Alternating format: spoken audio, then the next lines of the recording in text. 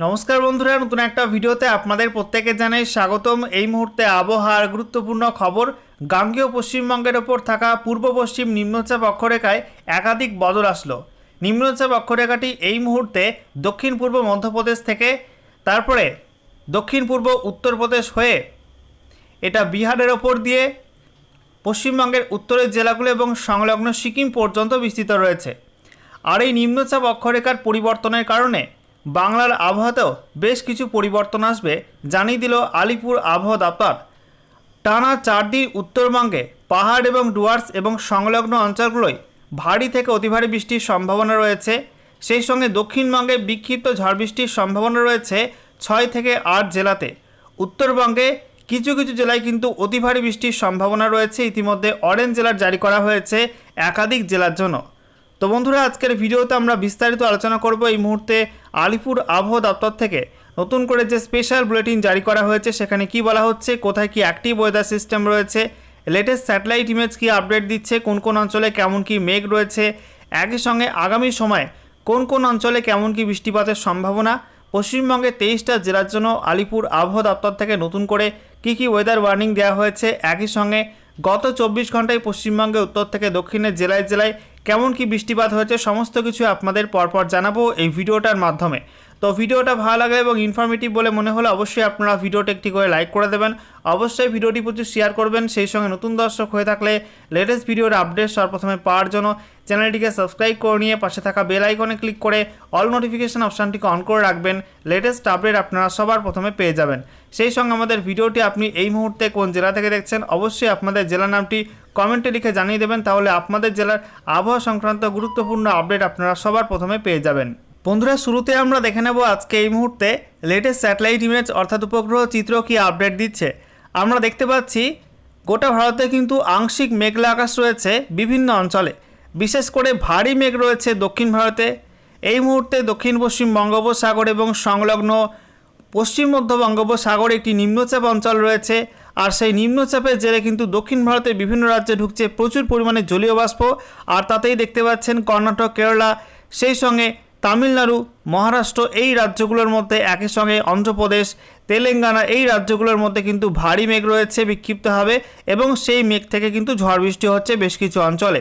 অন্যদিকে পশ্চিম ভারতে, উত্তর পশ্চিম ভারতে পশ্চিমী ঝঞ্ঝার কারণে কিছুটা মেঘলা আকাশ রয়েছে, মধ্য ভারতেও হালকা কিছু মেঘ রয়েছে। তবে গাঙ্গেয় পশ্চিমবঙ্গ কিন্তু এই মুহূর্তে পরিষ্কার। দেখতে পাচ্ছেন বন্ধুরা, ঝাড়খণ্ডের ওপরে হালকা কিছু মেঘ থাকলেও গাঙ্গেয় পশ্চিমবঙ্গের ছবিটা কিন্তু পুরোপুরি পরিষ্কার। মুর্শিদাবাদ, বীরভূম, সেই সঙ্গে পশ্চিম বর্ধমান, এছাড়া আমরা দেখতে পাচ্ছি পূর্ব বর্ধমান, নদিয়া, উত্তর এবং দক্ষিণ 24 পরগনা, কলকাতা, হাওড়া, হুগলি, বাঁকুড়া, সেই সঙ্গে ঝাড়গ্রাম, পশ্চিম মেদিনীপুর, পূর্ব মেদিনীপুর এই জেলাগুলোই পরিষ্কার আবহাওয়া। তবে আমরা দেখতে পাচ্ছি দক্ষিণ ঝাড়খণ্ডে কিছুটা বজ্রমেঘ তৈরি হয়েছে, তার কিছুটা অংশ পুরুলিয়ার মধ্যে ঢুকেছে। তবে আজকে রাতের মধ্যে কিন্তু খুব বেশি বৃষ্টিপাতের সম্ভাবনা নেই ঝাড়খণ্ডের মধ্যে এবং পুরুলিয়ার মধ্যে কিন্তু খুব বেশি বৃষ্টিপাতের সম্ভাবনা নেই।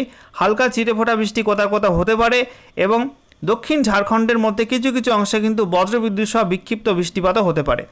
অন্যদিকে আমরা দেখতে পাচ্ছি উত্তরবঙ্গে মালদা, উত্তর দিনাজপুর, দক্ষিণ দিনাজপুরে আবহাওয়া পরিষ্কার, বিহারের মধ্যে আবহাওয়া পরিষ্কার রয়েছে। দার্জিলিং, কালিম্পং, জলপাইগুড়ি, আলিপুরদুয়ার, কোচবিহারেও পুরোপুরি পরিষ্কার না থাকলেও হালকা হালকা মেঘ রয়েছে কোনো কোনো অংশে। রাতে ফের কিন্তু নতুন করে মেঘ তৈরি হতে পারে দার্জিলিং, জলপাইগুড়ি, কালিম্পং, আলিপুরদুয়ার, কোচবিহার এই জেলাগুলির মধ্যে এবং বিক্ষিপ্ত ভারী বৃষ্টির সম্ভাবনা থাকছে। যেহেতু আপনারা দেখতে পাচ্ছেন পূর্ব নেপালের ওপরে নতুন করে একটা মেঘ তৈরি হচ্ছে, সেই সঙ্গে সিকিমের মধ্যেও কিন্তু মেঘ তৈরি হতে পারে এবং সেই মেঘগুলো নিচের দিকে নেমে আসলে অর্থাৎ দক্ষিণ পূর্ব দিকে নেমে আসলে পশ্চিমবঙ্গের উত্তরের জেলাগুলির মধ্যেও কিন্তু বজ্রবিদ্যুৎ সহ ঝড় বৃষ্টি হতে পারে। অন্যদিকে আমরা দেখতে পাচ্ছি উত্তর পূর্ব ভারতের ছবিটা, যেখানে বিভিন্ন রাজ্যে কিন্তু মেঘলা আকাশ রয়েছে, হালকা হালকা মেঘ ভেসে বেড়াচ্ছে আসাম, মেঘালয়, অরুণাচল প্রদেশ, এছাড়া বাকি বিভিন্ন রাজ্যে। আজকে ত্রিপুরার মধ্যে কিন্তু মেঘলা আকাশ ছিল এবং বৃষ্টিপাতও হয়েছে সকালের দিকে। তবে এই মুহূর্তে আমরা দেখতে পাচ্ছি দক্ষিণ ত্রিপুরায় কিছুটা মেঘ রয়েছে, বাকি বিভিন্ন অংশে কিন্তু আবহাওয়া পরিষ্কার হয়ে গেছে।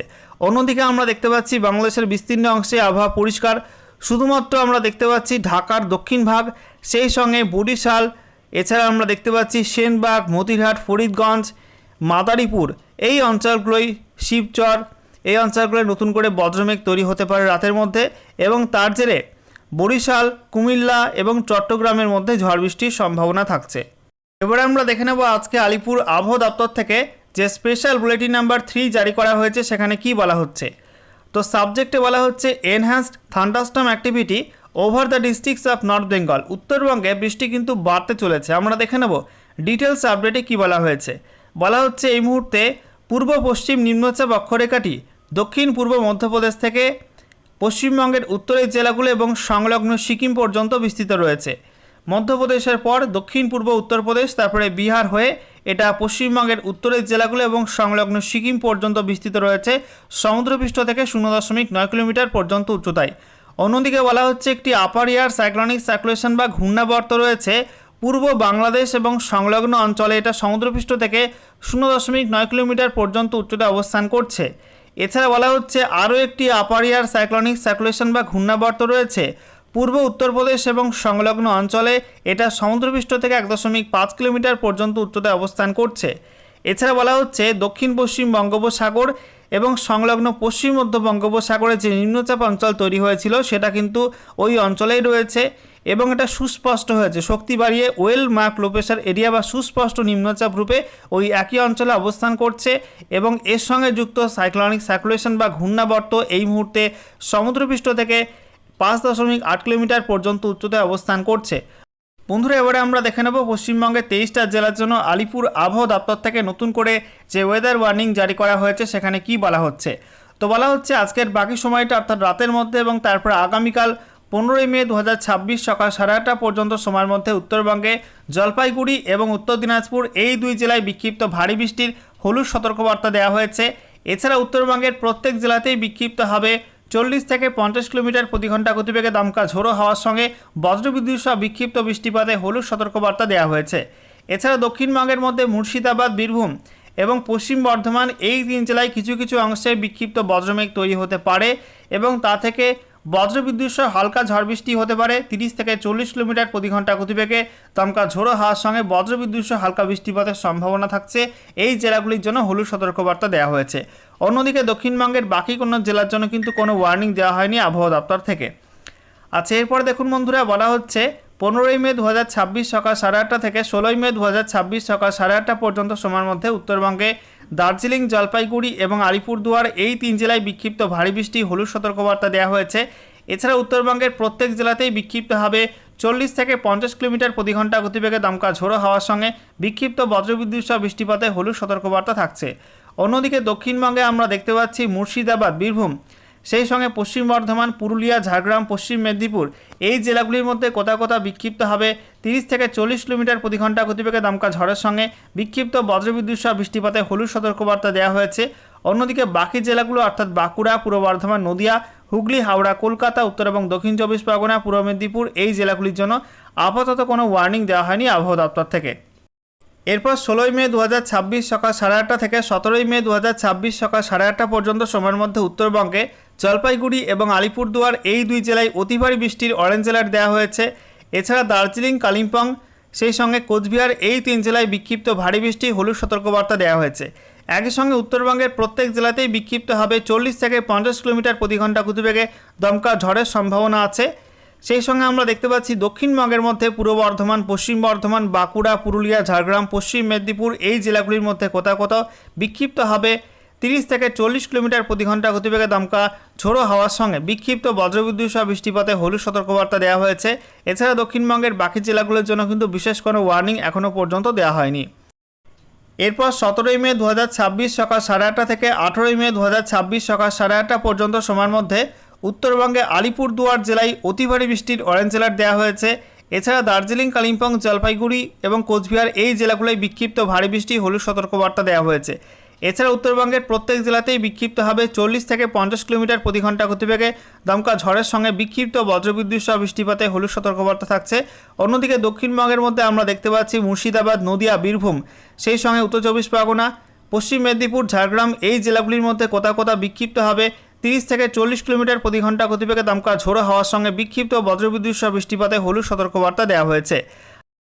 এরপর 18ই মে 2026 সকাল 8:30 থেকে 19শে মে 2026 সকাল 8:30 পর্যন্ত সময়ের মধ্যে পাহাড় এবং ডুয়ার্সের জেলাগুলো অর্থাৎ দার্জিলিং, কালিম্পং, জলপাইগুড়ি, আলিপুরদুয়ার, কোচবিহার এই জেলাগুলির মধ্যে কোথাও কোথাও বিক্ষিপ্ত হবে 30 থেকে 40 কিলোমিটার প্রতি ঘন্টা গতিবেগে দমকা ঝোড়ো হাওয়ার সঙ্গে বিক্ষিপ্ত বজ্রবিদ্যুৎ সহ বৃষ্টিপাত হতে পারে, তার জন্য হলুদ সতর্কবার্তা দেওয়া হয়েছে। এছাড়া উত্তর দিনাজপুর, দক্ষিণ দিনাজপুর, মালদা এই জেলাগুলোয় কোনো ওয়ার্নিং নেই এবং দক্ষিণবঙ্গের কোনো জেলার জন্য কিন্তু কোনো ওয়ার্নিং দেওয়া হয়নি এই সময়টার মধ্যে। এরপর আমরা দেখতে পাচ্ছি 19শে মে থেকে একেবারে 21শে মে পর্যন্ত উত্তরবঙ্গে এবং দক্ষিণবঙ্গের কোনো জেলার জন্য কিন্তু এখনও পর্যন্ত কোনো ওয়ার্নিং দিইনি আবহাওয়া দপ্তর, এমনটাই জানানো হয়েছে। সর্বশেষে আমরা দেখে নেব গত 24 ঘন্টায় পশ্চিমবঙ্গে উত্তর থেকে দক্ষিণের জেলায় জেলায় কেমন কি বৃষ্টিপাত রেকর্ড হয়েছে। তো আমরা দেখতে পাচ্ছি উত্তরবঙ্গের দার্জিলিংয়ে 4.2 mm, কালিম্পং 6.7, তারপরে জলপাইগুড়ি 5.2 mm, আলিপুরদুয়ারে 5.5, কোচবিহার 11 mm, উত্তর দিনাজপুরে 13.7, দক্ষিণ দিনাজপুরে 96.7, মালদা 4 mm, দক্ষিণবঙ্গের মধ্যে মুর্শিদাবাদ 20 mm, নদিয়া 10.8, বীরভূম 15.3, পশ্চিম বর্ধমান 4.8, পূর্ব বর্ধমান 19.2, পুরুলিয়া 0.3, বাঁকুড়া 1.3, হুগলি 0.3, হাওড়ায় 0.4। এছাড়া বাকি জেলাগুলি তেমন বৃষ্টিপাত রেকর্ড হয়নি। দেখে নেব বেশি বৃষ্টিপাত কোথায় কোথায় হয়েছে। উত্তরবঙ্গের মধ্যে দক্ষিণ দিনাজপুরে এএমএফইউ মাজিয়ান 119.4 mm বৃষ্টি হয়েছে। তারপরে বালুরঘাটে 74 mm, জলপাইগুড়ির ওলদাবাড়ি 47.7, আলিপুরদুয়ারে 24.4, কোচবিহারের সিঙ্গিমারি 18.2, জলপাইগুড়ি ওয়াসাবাড়ি 18.2, এরপর কোচবিহারে ঘুঘুমারি 16.4, জলপাইগুড়ি ঘিস 16.4, আলিপুরদুয়ারে বারোভিসা 15 mm, তারপরে চেপান 14.6, জলপাইগুড়ি লিস রিভার 14.4, এছাড়া কুমলাই 14.2, উত্তর দিনাজপুর রায়গঞ্জ 13.7, জলপাইগুড়ির ডামডিম 13.2, দক্ষিণবঙ্গের মধ্যে মুর্শিদাবাদের আমতলায় 59.2 mm বৃষ্টি হয়েছে। বীরভূমের ঘেরোপাড়া 48.2, শ্রীনিকেতন 34 mm, পূর্ব বর্ধমানের মন্তেশ্বর 32.2, পূর্ব বর্ধমানের মঙ্গলকোট 21 mm এবং বীরভূম জেলায় হেতামপুরে 18.4 mm বৃষ্টি হয়েছে গত 24 ঘন্টার মধ্যে। এবং কলকাতা আলিপুরে সর্বোচ্চ তাপমাত্রা রেকর্ড হয়েছে 33.9 ডিগ্রি সেলসিয়াস, সর্বনিম্ন তাপমাত্রা 26.7 ডিগ্রি সেলসিয়াস রেকর্ড হয়েছে।